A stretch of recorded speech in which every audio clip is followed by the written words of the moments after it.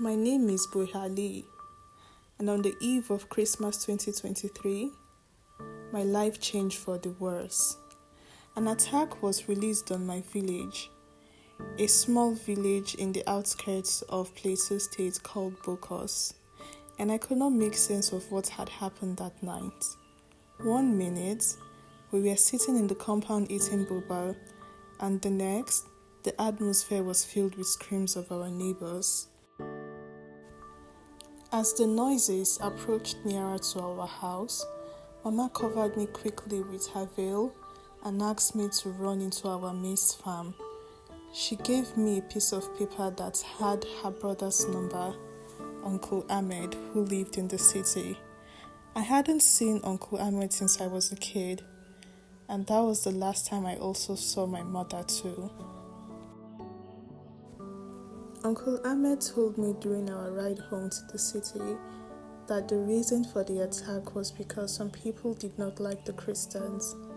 And ever since then, it had felt like a taboo to be Christian, because I thought being Christian was the reason why Mama died, so I did not want to be Christian too loudly. I had assumed that being Christian would get me in trouble, just like how playing in the farms for too late will get me in trouble with my mother.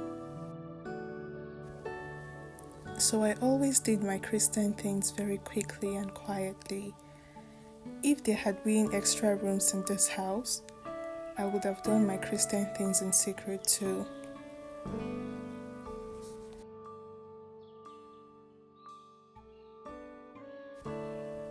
I didn't want to offend anyone with my Christianity, especially not my Muslim cousin whom I shared a room with.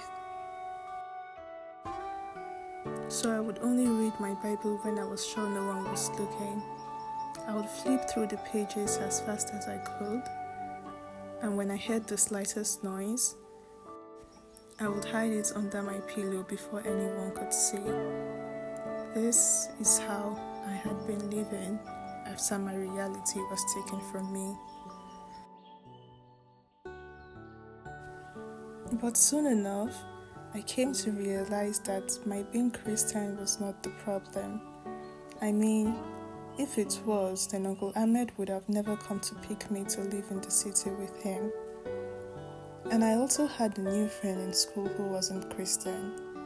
She never looked at me like the abomination that I thought I was.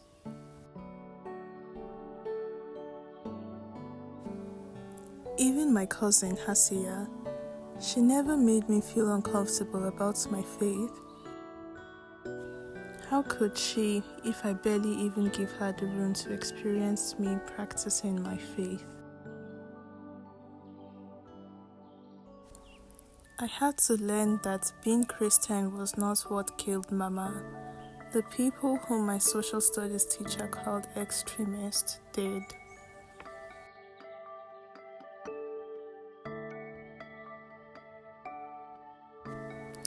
So whenever I was too afraid or too ashamed to carry my faith along with me, my little cousin would always remind me that it was perfectly okay to be Christian, just like it was perfectly okay to be Muslim too.